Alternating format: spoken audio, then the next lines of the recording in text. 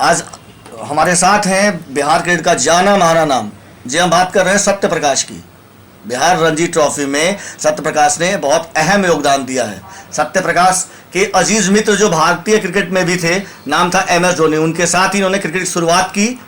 आइए बात करते हैं सत्य प्रकाश से। सत्य प्रकाश जी, सबसे पहले तो आप जब खेलते थे तो अविभाज्य बिहार था, बंटवारा नहीं हुआ था, अच्छी टीम थी बिहार रणजी ट्रॉफी टीम। आखिर क्या वजह है कि आज बिहार बहुत नीचे की ओर जा रहा है? नहीं, ये कहना गलत हुआ कि नीचे की तरफ जा रहा है। हम लोग संगठित नहीं हैं और यहाँ पर वो टूर्नामेंट नहीं हो रहा है जो डोमेस्टिक लेवल पे जो होता है, पहले होता था, जिसको हम लोग महत्व देते थे। और रिकॉग्नाइज क्रिकेट देखने को कम मिल रहा है। हालांकि अभी शुरुआत है, मैं टीम के साथ भी था और यहाँ के खिलाड़ी काफ़ी टैलेंटेड हैं, आगे अच्छा खेल सकते हैं, कर सकते हैं। तो जब इस तरह का रख रखाव हो जाएगा तो फिर से हम लोग लैब में आ जाएंगे और जैसे पुराना बिहार का नाम था वैसा हो जाएगा टीम। सर, अगर बात करते हैं अविभाज्य बिहार की, जब बिहार बटा नहीं था उस समय सबसे पहला नाम था रमेश सक्सेना, भारतीय टीम का प्रतिनिधित्व किए। दूसरा नाम था सबा करीम, उसके बाद आए सुमित बनर्जी, MS धोनी। फिर नेशनल लेवल पे नाम अगर हम बात करते हैं ईशांत किशन या अनुकूल रॉय, लेकिन ये 2 ही 3 नाम कागज के पन्नों पर सिमट के रह गया। क्या वजह है कि ये और भी ऐसे नाम बाहर की ओर नहीं आ रहे? ये तो आप जितने भी नाम बता रहे हैं ये सारे लड़के झारखंड से खेलते हैं। बिहार में भी ऐसे कई खिलाड़ी हैं जो अभी आकर के आगे खेल सकते हैं। और जो आपने नाम बताया भी, वो भी बेसिकली रहने वाले बिहार के हैं। क्योंकि यहाँ पर इतना रिकॉग्नाइज क्रिकेट नहीं था, जब एफिलिएशन नहीं मिला था तब तक बिहार के बाकी खिलाड़ी यहाँ के जो भी थे झारखंड में जाकर के खेलते थे और एक स्तर पे खेल रहे हैं। इंडिया के लिए भी खेले, कई खिलाड़ी जूनियर इंडिया के लिए खेले हैं। तो जब हम बिहार को भी मिला है एफिलिएशन और जब टूर्नामेंट सही ढंग से सुचारू रूप से चलने लगेगा तो फिर से हम देखेंगे कि यहाँ के खिलाड़ी भी स्टार बन रहे हैं और अच्छे लेवल पर खेल रहे हैं। और आपको ज़रूर आगे चल के देखने मिलेगा कि यहाँ का भी लड़का कोई इंडिया खेल रहा है। जिस तरह आप सबा करीम का बात कर रहे हैं या रमेश सक्सेना हैं या सुब्रत बनर्जी हैं, सबा करीम भी इधर के यहीं के रहने वाले हैं, पटना से ही खेलते थे, वो भी बाहर के नहीं हैं। जैसे मैं भी रहने वाला बक्सर का हूँ, लेकिन चूँकि माँ बाबूजी धनबाद में नौकरी करते थे तो इस सिलसिले में हम वहाँ जाके खेलते थे। बाद में नौकरी के लिए बाहर चले गए, बंगाल चले गए। लेकिन अभी मुझे देखने को मिल रहा है कि बिहार में क्रिकेट अच्छा हो रहा है, अच्छा चल रहा है। अगर इसी तरह चलता रहा क्रिकेट तो यहाँ के लड़के ज़रूर आगे चल के बहुत अच्छा करेंगे। सर, अब बात करते हैं थोड़ा सा क्रिकेट से ही, लेकिन लीग से हटके। आपके अजीज मित्र MS धोनी अचानक से हमेशा चौंकाने वाला निर्णय लिया है, चाहे वो टेस्ट क्रिकेट संन्यास हो, चाहे आपका इंटरनेशनल क्रिकेट से। 7:28 से मुझे क्रिकेट से दूर समझे, क्रिकेट को मैंने छोड़ दिया। 7:28 पे आखिरी विकेट गिरा था पिछले विश्व कप का और इंडिया का वहीं पे ख़त्म हो गया था दौरा विश्व कप से। देखिए, महेंद्र सिंह धोनी की जहाँ तक बात की जाए, हम दोस्त भी धोनी को नहीं जानते हैं। ऊपर वाले ने उसको 2 दिल दिमाग दिया है। जो एक हमारे साथ रहता था, एक दूसरा हमको दिखता नहीं था कि वो इस तरह का खिचड़ी पका रहा है कि आज इतना कॉन्क्रीट किया और सफलता की उस शिखर पे है कि सारी दुनिया याद कर रही है, अपना आइडल मान रहे हैं और एक एग्जाम्पल सेट किया उन्होंने। और जहाँ तक क्रिकेट की बात है, वो चौंका देने वाला ही फैसला लेते हैं। अनहोनी को होनी कर दे, वो है धोनी, आपको पता ही है। और दूसरी बात है कि जो फैसला का है वो तो उनका जाति फैसला था, उनका व्यक्तिगत फैसला था। और दूसरी बात है कि 7/29 में ये फैसला आया था कि धोनी ने संन्यास ले लिया अंतर्राष्ट्रीय क्रिकेट से। आपका मानना ये ठीक है कि 7:28-29 में शायद वो लास्ट विकेट गिरा था, लेकिन मैं आपको ये बता दूं कि 7:29 में देश के सबसे पश्चिमी छोर पर सूरज अस्त होता है। वो उस टाइम फैसला लिया गया था।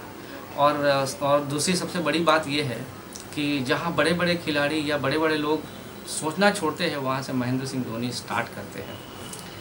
भले ही हम दोस्त रहे हैं और ये हमारा सेंटिमेंट रहता है, उनसे हम मिले, फ़ोटो खिंचाएँ, सोशल मीडिया में डालें, लेकिन वो अपने काम में इतना व्यस्त हैं। भगवान करे कि ऐसे ही और आगे बढ़ते जाएं, जिस क्षेत्र में भी जा रहे हैं या कर रहे हैं, काम करना चाहते हैं और अपने लगन से ही करते रहें, तो उनका फैसला सब आपको चौंका देने वाला ही मिलेगा। और आप देखेंगे कि जो भी फैसला लिए हैं वो सही लेते हैं, उस पर इफ़ एंड बट कुछ नहीं होता है। और दूसरी बात है कि कभी भी वो उत्सव का मौका नहीं देते हैं किसी को। आप देखे होंगे टेस्ट मैच में भी अचानक से संन्यास ले लिए, इसमें भी ले लिए। अगर हम फैन के हिसाब से या दोस्त के हिसाब से अगर बात करें तो मैं ये सोचता या कहता कि शायद और 2 मैच खेल लेते तो 98 मैच हो गया था उनका, 100 मैच हो जाता। तो एक हमको मौका भी मिलता है या बोर्ड को भी मौका मिलता, उनके फैंस को भी मौका मिलता कि उनका 100 मैच भी हो गया, उसके बाद वो डिक्लेयर करते हैं या घोषणा करते हैं क्रिकेट से। लेकिन धोनी तो अलग है ही, चौका देने वाला ही फैसला लेते हैं और अच्छा रिजल्ट आता है उसमें।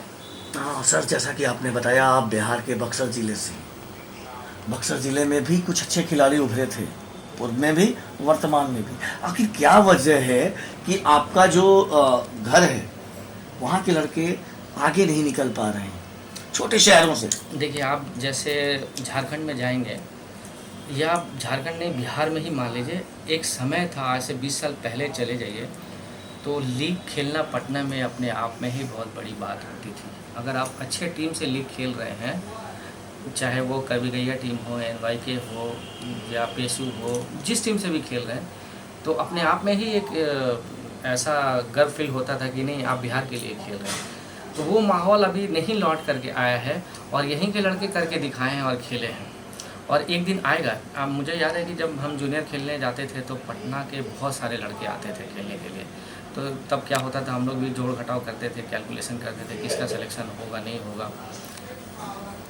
अगर धनबाद से मैं जाता था तो हमारे साथ 3 या 4 लड़के जाते थे, या अदर डिस्ट्रिक्ट से 3-4 लड़के आते थे। पटना से 16, 17, 20 आते थे और 20 के 20 टैलेंटेड होते थे। हर अपना वो लोग दावा ठोकते थे और उस लायक भी थे कि वो बिहार टीम में आ सके। आप जैसे कह रहे हैं कि बक्सर के खिलाड़ी क्यों नहीं निकाल रहे, यहाँ पर रिकॉग्नाइज क्रिकेट नहीं है। जैसे कि झारखंड में जमशेदपुर है, पटना में जैसे पहले था कि लीग खेलना भी अपने आप में एक गौरव माना जाता था। रांची है, धनबाद है, वहाँ पर एक रिकॉग्नाइज लीग मैच होता है। लीग में जो अच्छा करता है डिस्ट्रिक्ट टीम में आता है, डिस्ट्रिक्ट टीम में अच्छा करने के बाद स्टेट टीम में आता है। तो वो उन सब चीज़ों की कमी है यहाँ पर, जिसके कारण बच्चों का एक पॉलिश नहीं हो पा रहा है, आगे नहीं बढ़ पा रहे हैं, जो कि मैच नहीं हो पा रहा है। जिस दिन से ये मैच होना चालू हो जाएगा, ज़रूर हो जाएगा। और कुछ चीज़ों की कमी ज़रूर है कि यहाँ ग्राउंड्स नहीं है, मैदान की कमी ज़रूर है। जिस दिन हमको ग्राउंड मिल जाएगा या बिहार को ग्राउंड मिल जाएगा मैच कराने के लिए तो ज़रूर होने लगेगा। और लास्ट ईयर मैं बिहार टीम का 2 टीम का हिस्सा भी था, असिस्टेंट कोच भी था गर्ल्स लोग का। लड़कियां बहुत अच्छी की, हालांकि मैं उनको ज़्यादा ट्रेनिंग नहीं दिया। आप इससे ही अंदाज़ा लगा लीजिए कि 9 में से 8 मैच बिहार टीम अंडर 19 की टीम जीती थी। तो आप इसी से अंदाज़ा लगा लीजिए कि कितना टैलेंटेड है बच्चे। हाँ, जिस सेलेक्टर ने सेलेक्ट करके भेजा, जो मैनेजमेंट ने उन बच्चों को तैयार करके भेजा, मैं उनको शुक्रिया अदा करना चाहूँगा, क्योंकि वो जो भी जितना भी मौका दिया उन लोगों को, वो खरे उतरे। और मैं एक चीज़ और मानता हूँ कि जो लिमिटेड फैसिलिटीज़ से निकल के जाता है वही सिकंदर है। तो मैं लड़की टीम के साथ था तो मुझे देख के बहुत अच्छा लगा कि इतना टैलेंट हमारे बिहार में है। बस कमी सिर्फ रिकॉग्नाइज मैच का है। जिस दिन से होने लगेगा हम लोग और आगे जाएंगे और अच्छा करेंगे। बॉयज़ का भी मैं मैच देखा, मैं जहाँ पोस्टेड हूँ खड़गपुर में, पश्चिम बंगाल में, वहाँ बिहार का मैच वहाँ हो रहा था। मैं 2-3 खिलाड़ी, अपूर्वा आनंद है, अमोद यादव है, आउटस्टैंडिंग प्लेयर है, बहुत अच्छा वो लोग कर सकते हैं, आगे भविष्य के खिलाड़ी हैं। अगर वो लोग जिस तरह से खेल रहे हैं इस तरह से खेलते रहेंगे तो अच्छा करेंगे। तो आप ये नहीं कह सकते हैं कि बिहार में क्रिकेट नहीं हो रहा है या कम हो रहा है। हाँ, ये मैं मानता हूँ कि पहले जितना नहीं हो रहा है, लेकिन अच्छा हो रहा है। और थोड़ा और अगर अच्छा होगा तो और अच्छा होगा, लड़के भी अच्छा करेंगे। देखिए, आज से 20 साल पहले अगर आप जाएंगे तो धोनी बिहार से ही निकल कर के आए थे, तो वहाँ भी कुछ फैसिलिटीज़ नहीं था। आज फिर भी है कि बहुत ज़्यादा मैच खेलने मिल रहा है, कैंप्स हो रहा है, टूर्नामेंट बढ़ गया है। पहले क्या था कि सिर्फ रणजी ट्रॉफी का लीग मैचेस होता था या डेज मैचेस होता था, अभी T20 है, हर लेवल पे हो गया, अंडर 19 से लेकर के हर लेवल पे हो गया है। तो क्रिकेट बढ़ गया है। तो अभी आज के डेट में आप ये नहीं कह सकते हैं कि क्रिकेट नहीं है और मौका नहीं है, मौका ज़रूर है। मैं बताया ना कि जो थोड़ा भी जो फैसिलिटीज़ है उससे निकल के जो आएगा वही सिकंदर है और दिखेगा भी आपको। और सर हर एक इंसान के जीवन में कुछ अच्छी यादें होती हैं, कुछ बुरी यादें होती हैं। कुछ एक ऐसा पल जिसको आप बिल्कुल याद नहीं करना चाहेंगे क्रिकेट से जुड़ा हुआ, धोनी से रिलेटेड आप पूछ रहे हैं? आप खुद का बताएं। देखिए, मेरा तो यादगार पल, मैं बहुत बड़ा खिलाड़ी नहीं था, लेकिन जितना मुझे मिला अपने मेहनत से मैं आया। हाँ, हालांकि डोमेस्टिक लेवल में बहुत अच्छा किया, रणजी ट्रॉफी तक खेला, अपने बल पे खेला। मेरा यादगार सबसे पल था कि जिस दिन मैं डेब्यू किया था, मेरा पहला मैच जिस दिन था, उस दिन थोड़ा मैं प्रेशर में ज़रूर था, लेकिन जैसा कि होता है, मैं रात भर सो नहीं पाया था। तो जो मेरा रूम पार्टनर था वो बोल भी रहा था बार बार कि कल मैच है, सो जाओ। एक्चुअली मैं सोना चाह रहा था, लेकिन नींद नहीं आ रही थी। मैं उस दिन अगले दिन आसाम के साथ डेब्यू में 50 किया था, तो वो मेरे लिए बहुत यादगार क्षण था, और मैं उसको भुलाए भी भूल नहीं पाता हूँ। तो जब भी याद करता हूँ कि ये मेरा पहला मैच है, तो सारा सीन मुझे याद आने लगता है। और सर आप अपने बच्चों को, अपने छोटे जूनियर्स खिलाड़ियों को क्या संदेश देंगे, आपकी क्या राय होगी उनकी? देखिए, सबसे पहले मेरा संदेश यही होगा कि never settle for less than your best. आपने जो बेस्ट किया है उससे कम सेट नहीं करें, उससे ज़्यादा सेट करें। और शॉर्टकट में कुछ भी नहीं हो सकता है। आजकल बहुत बच्चे शॉर्टकट में जाना चाहते हैं कि जल्दी से पा लें। जल्दी से आप नहीं पा सकते हैं, क्रिकेट के पीछे लगे रहना पड़ेगा। देखिए, क्रिकेट एक ऐसा गेम है कि आज पूरे देश में लगभग 1 करोड़ रिकॉग्नाइज खिलाड़ी खेल रहे हैं। कोई 1 या 2 लड़का इंडिया के लिए खेलता है।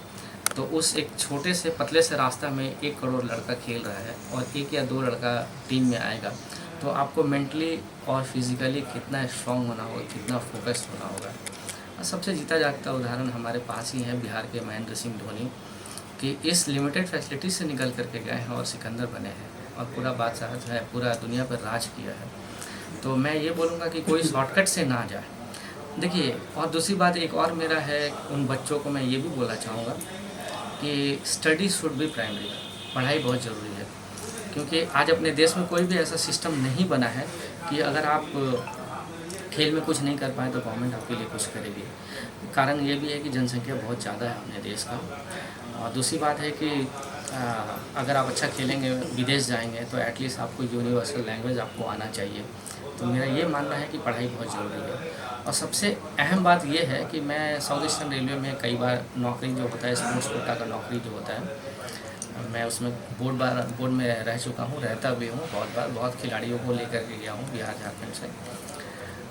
गवर्नमेंट के जॉब में कोई भी ऐसा नॉर्म्स नहीं है। अगर आप इंडिया भी खेल लेते हैं और किसी कारण से एक्सीडेंट हो गया, पैर टूट गया, या खेलने के लायक नहीं रहे, तो आपको गवर्नमेंट नौकरी देगी। तो मैं इसलिए कह रहा हूँ, hence study should be primary. अगर आप पढ़े लिखे रहेंगे तो कुछ ना कुछ काम कर लेंगे। मैं ये हरदम बच्चों को बोलते रहता हूँ। कई बच्चा ये भी कहता है कि सर क्या ज़रूरी है पढ़ना? तो मैं बोला कि एकदम ज़रूरी है। मान लीजिए कि आप किसी टीम के कैप्टन हैं और उस मैच में बारिश हो गया और 13 ओवर 3 बॉल का मैच नहीं हुआ, तो आपको पता है कि डगलस लुईस जो है उसमें सबसे कम ओवर वाला जो रन होता है उसको काट दिया जाता है और बाकी को छोड़ दिया जाता है। तो वो कैलकुलेशन आपको एटलीस्ट जानना चाहिए। तो आपको इसलिए ज़रूरी है पढ़ाई। लेकिन कई बार ऐसा होता है कि बच्चा बोल भी सकता है कि सर आप रहेंगे, कोच रहेंगे, लेकिन हर टाइम कोच और वो नहीं रहेंगे। आपको भी जानना ज़रूरी है, और आपको हर जगह बोर्ड लगा रहता है, आप बोर्ड में देखते रहते हैं कितना स्कोर हुआ, कैसे खेलना है, कैसे एक्सेलरेट करना है, कैसे लेके जाना है। तो ये बहुत मायने रखता है। धन्यवाद सत्यप्रकाश जी।